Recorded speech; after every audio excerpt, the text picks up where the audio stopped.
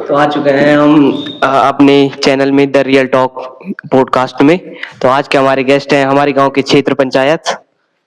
अपना परिचय दीजिए सर। तो धन्यवाद। जैसे कि मेरे सामने अभी बैठे हुए हैं इस ब्रॉडकास्ट को चलाने वाले कृष्णा और उनका जो साथ देंगे यहाँ पे अमन। ब्रॉडकास्ट का नाम इन्होंने द रियल टॉक लिखा हुआ है। तो सबसे पहले तो मुझे प्रसन्नता है कि जो आपने नाम चुना है, बहुत अच्छा नाम आपने इसमें चुना है। तो पहला सवाल, आपका इस क्षेत्र में आना कैसे हुआ?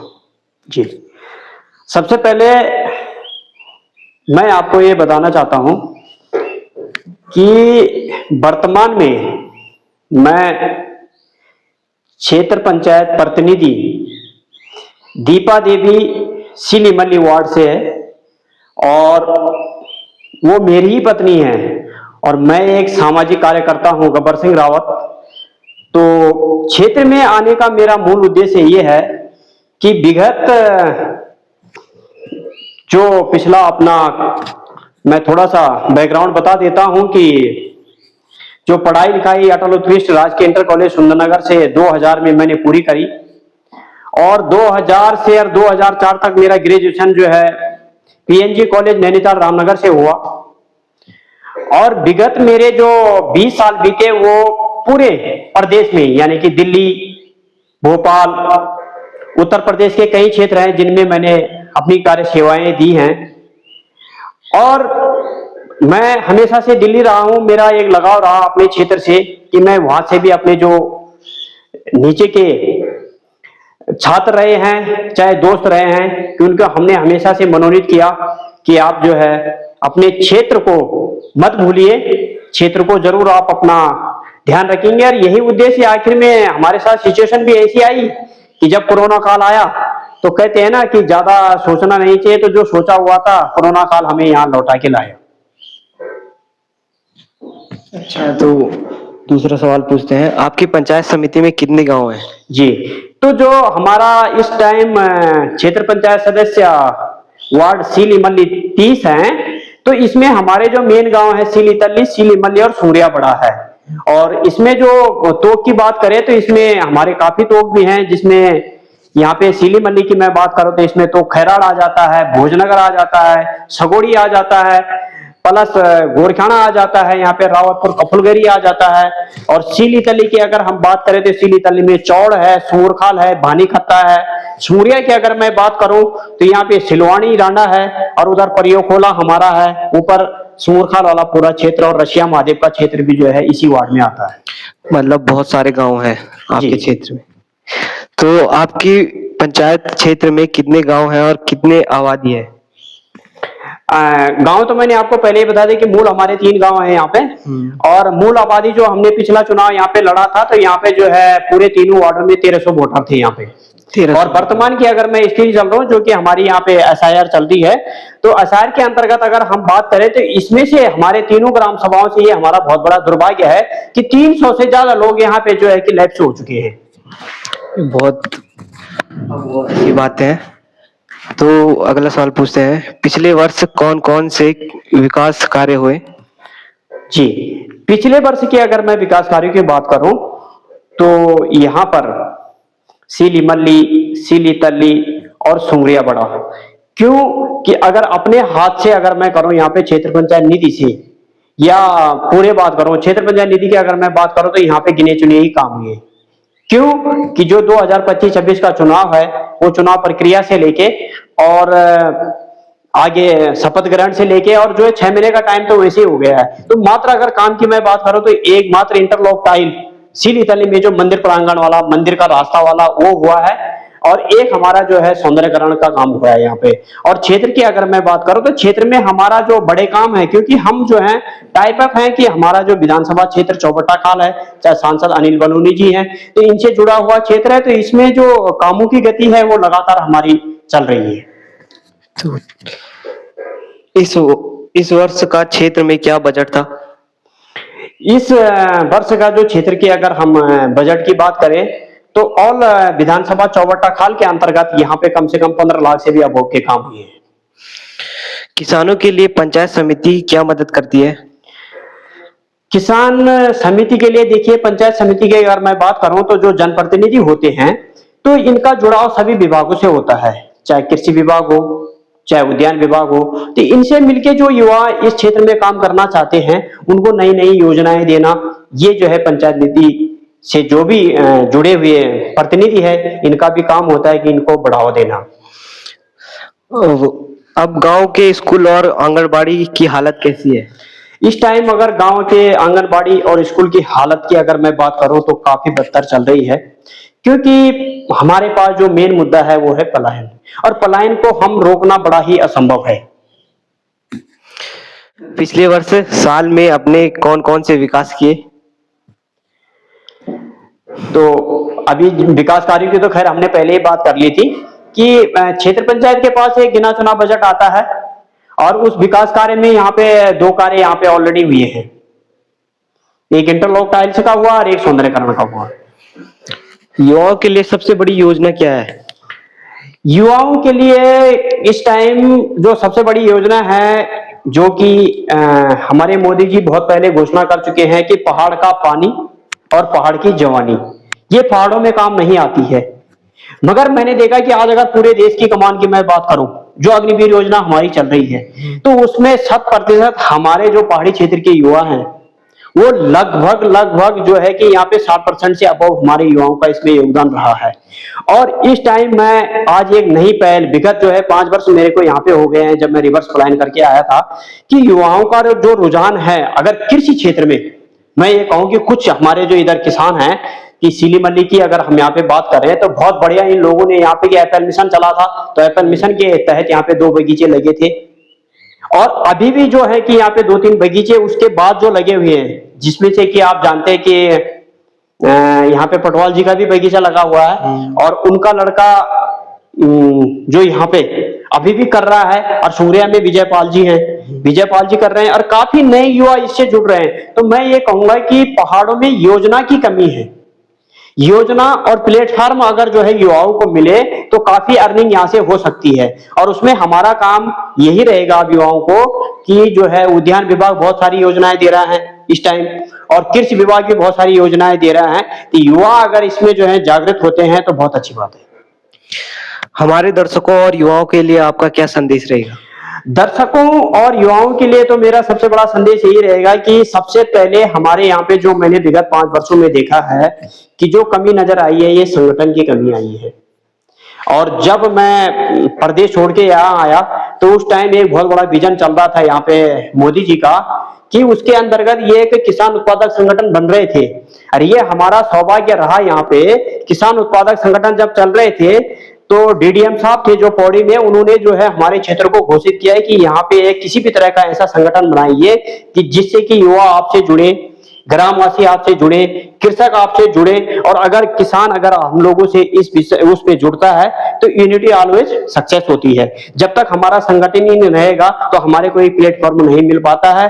और ये हमारा सौभाग्य भी है, मेरा खुद का सौभाग्य है कि रशिया महादेव कृषक उत्पादक संगठन का मैं आज मुख्य प्रवक्ता भी हूँ, और मेरे साथ 450 किसान हमारे यहाँ पे जो 5 गांवों से जुड़े हुए हैं। और इन 5 गांवों की अगर मैं बात करूं अपने कृषक उत्पादक संगठन की तरफ से, कि एक प्रतिनिधि के रूप में नहीं बल्कि एक सामाजिक कार्यकर्ता के रूप में मैंने यहाँ पे कम से कम 30 तो मैंने कृषि यंत्र 80% सब्सिडी पे यहाँ पे लोगों को दिलाए, क्योंकि आजकल आप देख रहे हैं कि यहाँ पे ऐसी स्थिति आ चुकी है कि न तो कोई बैल रखने को तैयार है, गाय रख रहे हैं तो गाय को दूध खाने के बाद ऐसे ही वो दे रहे हैं। मगर कृषि क्षेत्र में अगर अभी भी युवा आगे बढ़ने चाहते हैं तो आधुनिक तकनीक ऐसी आ गई है कि अगर आप पावर बीटर, जिसको छोटा ट्रैक्टर कहते हैं, उससे भी अगर आप खेती करते हैं कि मतलब खेतों को आप जो है तब भी रोजगार की ओर ले जा सकते हैं। उसके बाद आप चाहे चक्की लगा लीजिए, चक्की 80% सब्सिडी पे यहाँ पे मिल रही है। और अभी अभी हमने 2 बगीचे लॉन्च किए थे, सबसे पहले हमने बंदरकोट में किया था, सुरेंद्र सिंह जी का है कि इस बार उस पे कीवी आ चुके हैं,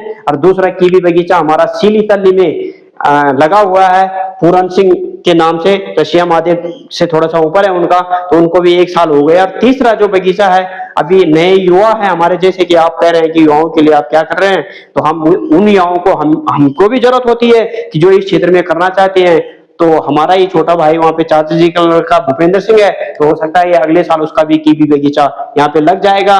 और यहाँ पे 2-3 बगीचे जो है पेन मिशन के तहत हैं, सेब के बागवान करना चाहते हैं, तो सेब के बागानों पे भी हमारा भी यहाँ पे काम चल रहा है। तो हम यही कहते हैं लोगों को कि ज्यादा से ज्यादा संगठन से जुड़ने का प्रयास करेंगे तो हमारा ये यहाँ जो क्षेत्र है, हो सकता है कि पूरे पौड़ी के अंतर्गत अगर पूरे विकास और जो उपजाऊ भूमि की बात करें तो सबसे अच्छा रशिया महादेव क्षेत्र के ये 5 गांव हैं, सीली तल्ली, सीली मल्ली, सुंगरिया बड़ा, नौ और नांगली। आपको राजनीति में आने की प्रेरणा कहाँ से मिली? जी, मैं एक सामाजिक कार्यकर्ता होने के नाते मेरे को बहुत सारी दिक्कतें आई, क्योंकि अपनी बात को आगे पहुंचाने के लिए मेरे को कोई प्लेटफॉर्म ऐसा नहीं मिला कि जो हमारी बात को आगे नेताओं से या प्रतिनिधियों से तक पहुंचाने का जिन्होंने हमारा प्रयास किया। तो मैंने सोचा कि क्यों ना एक बार जो है कि इस प्लेटफॉर्म को चुना जाए।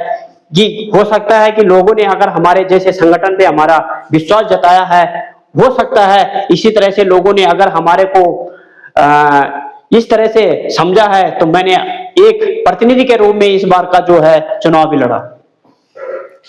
आपका राजनीति में आने का उद्देश्य क्या था? राजनीति में आने का उद्देश्य मेरा जो है कि यहाँ पे जो क्षेत्र में हमारी मूलभूत समस्याएं हैं, जिनसे कि विगत 10 वर्षों से मैं लोगों की बातें सुन रहा हूँ कि हमने ये प्रस्ताव जो है विधायक को दिया, ये प्रस्ताव हमने जो है कि सांसद को दिया, ये प्रस्ताव हमने ऊपर दिया, और उससे हमारे यहाँ पे कार्य बिल्कुल जो है आज के उसमें कार्य हुए हैं, मगर उस हिसाब से कार्य नहीं हुए हैं जिस हिसाब से हमारा ये क्षेत्र है। तो राजनीति पे आने का मेरा मूलभूत कारण यह है कि अपने क्षेत्र का जो है संपूर्ण विकास। डिजिटल इंडिया से गांव को क्या फायदा हुआ? डिजिटल इंडिया से गांव को काफी फायदा भी हुआ। इसमें फायदे की अगर मैं जहां तक बात करूं तो लोगों को लाइन से बचने में बड़ी आसानी हुई। दूसरी बात, डिजिटल इंडिया जब से आया है कि लोगों को जो है बैंक के चक्कर काटना या एक कागज के लिए स्पेशली अगर ब्लॉक स्तर पे आदमी को जाना था, तो उस कागज को आज जो है कि यही अगर सीएससी सेंटर रशिया माध्यम में खुला हुआ है तो एक डिजिटल प्लेटफॉर्म लोगों को मिल गया। और सबसे बड़ी बात बुजुर्गों की ये रही है डिजिटल से कि उनके जो पैसे आते थे उनको खुद तक भी पता नहीं चलता था कि हमारी पेंशन आ रही है या नहीं आ रही है। तो उसका भी एक बहुत बड़ा फायदा जो है डिजिटल इंडिया से मिला हुआ है। कुछ इसमें हमारे जो क्षेत्र की बात करूं कि इसमें नेटवर्क की परेशानी के कारण डिजिटल उस हिसाब से हो नहीं पा रहा है, मगर आने वाले समय में जो है कि इससे काफी और सुविधाएं लोगों को मिलेगी। युवाओं को राजनीति में आना चाहिए? देखिए, जैसे कि हम सब जान रहे हैं कि यह इस टाइम की जो क्रिया प्रतिक्रिया चल रही है, तो युवा काफी जागृत भी हो रहे हैं। और पहले ही मोदी जी ने 30% आरक्षण तो महिलाओं के लिए कर दिया है, मगर इसमें इन्होंने युवाओं का राजनीति में आने के लिए कोई जिक्र नहीं किया है वैसे। मगर मैं ये कहूंगा कि युवा शक्ति में बहुत बड़ी ताकत होती है।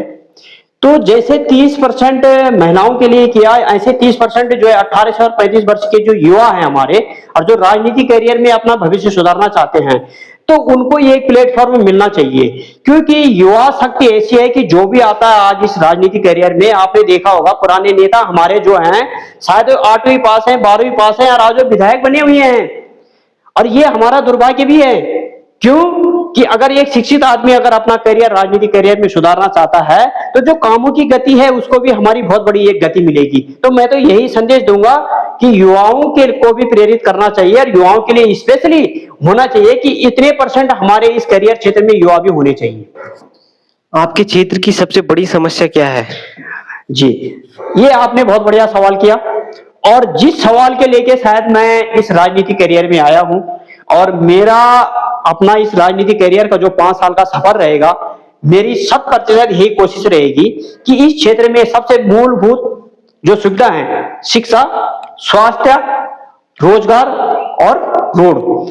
तो शिक्षा की सबसे पहले मैं बात करूं, अटल उत्कृष्ट राजकीय इंटर कॉलेज जो सुंदरनगर है, ये तो मेरा भी सौभाग्य है कि आज मेरे 2 बच्चे भी उसी स्कूल में पढ़ रहे हैं, और मैं भी उसी स्कूल से पढ़ा हूं। जब मैं पढ़ा था तो वहां पे राजकीय शब्द था, और आज अटल हो गया है। तो आज अटल का मतलब हो गया है कि ये सीबीएसई मान्यता प्राप्त विद्यालय हो गया है। और जब ये अटल उत्कृष्ट राजकीय विद्यालय बना तो हमारी वहां पे एक बैठक हुई थी, और उस बैठक का मूल कारण मेरा यही था कि ये हमारे लिए बहुत बड़ी उपलब्धि है कि ये सीबीएसई मान्यता प्राप्त विद्यालय हो गया है। मगर उसमें जो है शिक्षकों की अगर हम बात करें तो सीबीएसई के अकॉर्डिंग वहां पे कोई भी नहीं था। तो धीरे धीरे हमने काफी प्रयास किया उसके लिए, बट उस प्रयास के बावजूद भी जो है कि हमें कोई सफलता नहीं मिली। मैंने स्कूल में फिर बिठाई और आज मेरा बहुत बड़ा सौभाग्य भी है कि यहाँ पे जितने भी जनप्रतिनिधि हैं सभी ने मेरा साथ दिया और मैं अपना शिष्टमंडल लेके सीएमओ कार्यालय पौड़ी भी गया, क्योंकि हमारे पास जो यहाँ पर एक मात्र विजन बचता है कि हम जब तक अपनी बात को अधिकारियों तक नहीं पहुंचाएंगे तो तब तक उसका सॉल्यूशन भी नहीं होता है। आज के टाइम में उस हिसाब से स्कूल में उतनी व्यवस्था तो खैर नहीं है, मगर जब से मैं कह रहा हूं कि सीधे सी हुआ है कि आज चाहे हमारे पास गेस्ट ही है मगर टीचर तो वहां पे है, उस हिसाब के टीचर नहीं है, मगर गेस्ट टीचरों से भी यहाँ पे जो है भरपाई चल रही है। दूसरी बात मैं कहूंगा रोड की यहाँ पे सबसे बड़ी असुविधा ये है कि रोड तो हर बार बन रहे हैं, मगर उसमें दिक्कत कहां पे आ रही है कि रोड जब बनती है तो हम जितने भी जनप्रतिनिधि हैं, गांववासी, क्षेत्रवासी, हम एकजुट नहीं होते हैं। और उसका कारण क्या होता है कि ऊपर से टेंडर पास होता है, ठेकेदार अपना काम करके चला जाता है, 2 महीने में वो जो है कि जितनी भी वो यहाँ पे पेस्टिंग करते हैं या उसको हॉट मिक्स करते हैं वो सारा उखड़ जाता है। तो यहाँ पे जो तो सड़क की मैं यहाँ पे बात कर रहा था कि जो हमारा सौंपखाल से लेके और मैठाना घाट तक का क्षेत्र है, बड़ा दुर्भाग्य है हमारे लिए। और हमारे विधायक आजकल पीडब्ल्यूडी मंत्री भी हैं सतपाल महाराज जी, मगर उनकी गलती कम है बल्कि क्षेत्रवासियों की गलती ज्यादा है, क्योंकि जब भी उस रोड पे काम हुआ है तो हम लोगों ने खुद ही उस पे ध्यान नहीं दिया। और ठेकेदार तो आप चाहता ही है कि मेरा ज्यादा से ज्यादा पैसा बचे, वो अपना खाना पूर्ति करके और भर बार काम करके और चले जाते हैं।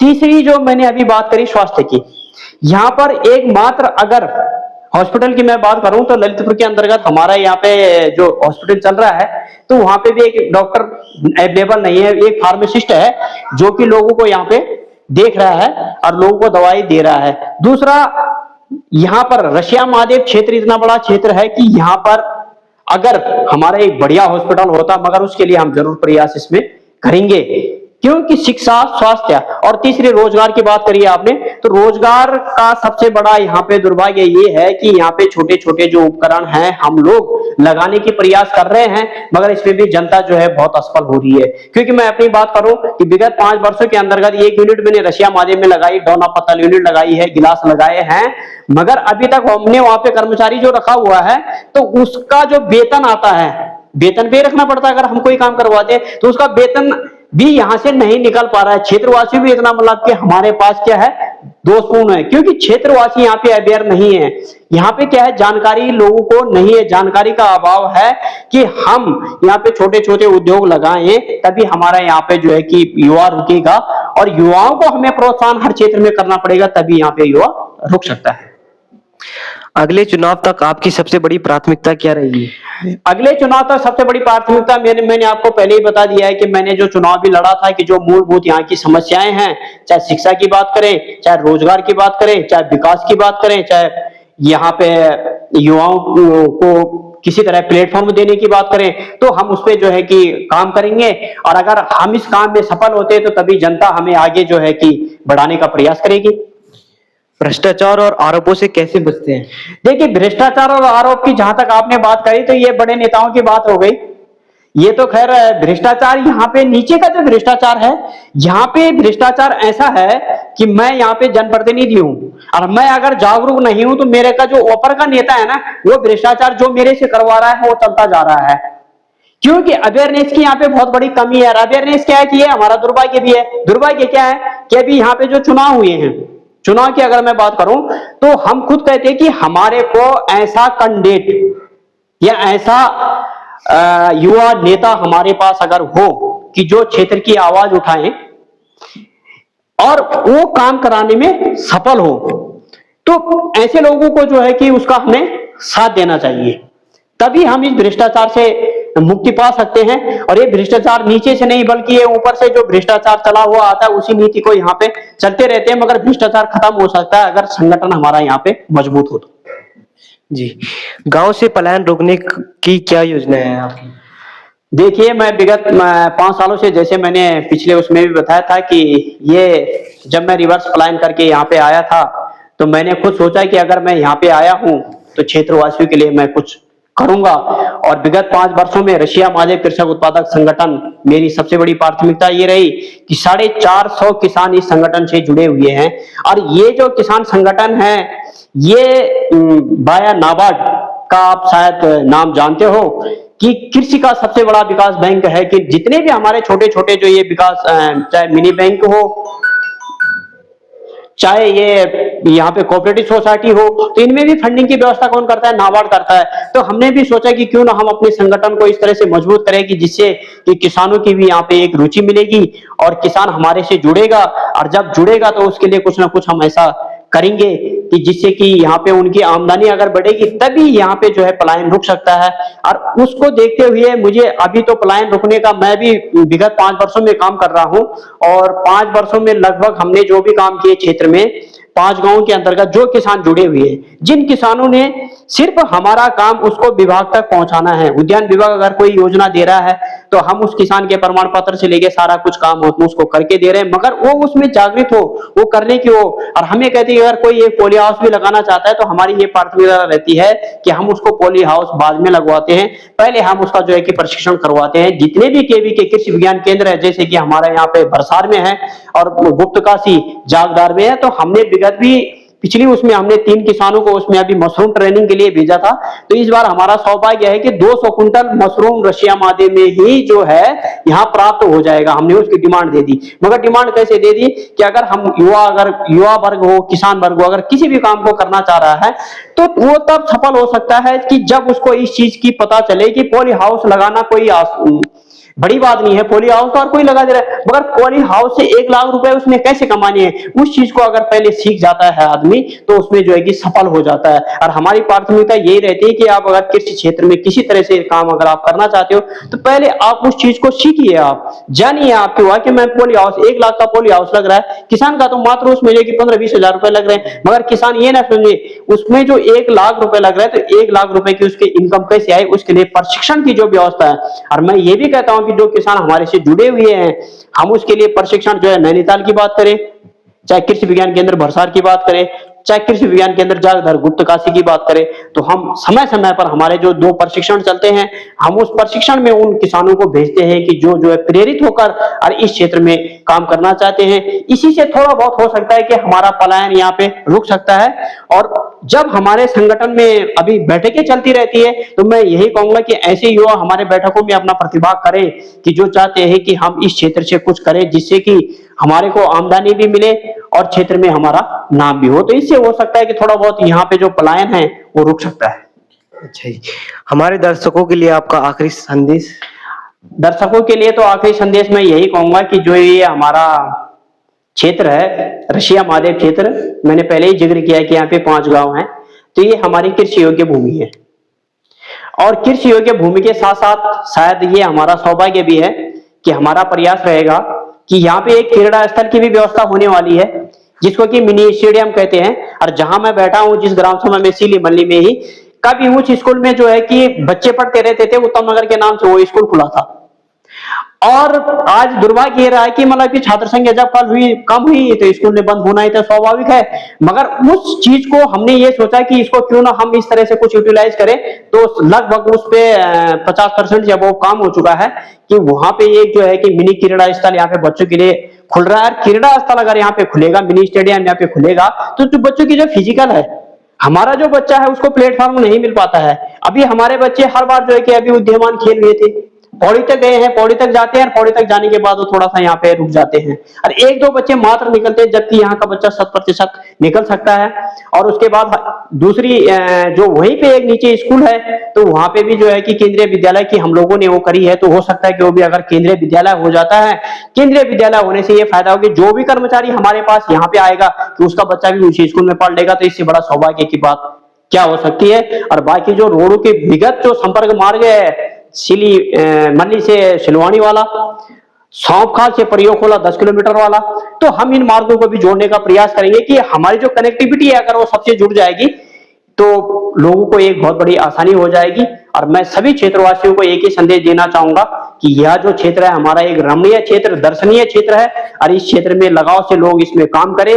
और किसी तरह की भी आप लोगों को अगर इस क्षेत्र में आगे बढ़ना है, जितना हमारे से भी हो सकता है, तो रशिया महादेव कृषक उत्पादक संगठन का प्रवर्तक मैं गब्बर सिंह रावत हमेशा आपसे जुड़ा रहूंगा। चलिए, तो आज का पॉडकास्ट यहीं खत्म होता है। आपसे मिलकर अच्छा लगा। धन्यवाद। धन्यवाद।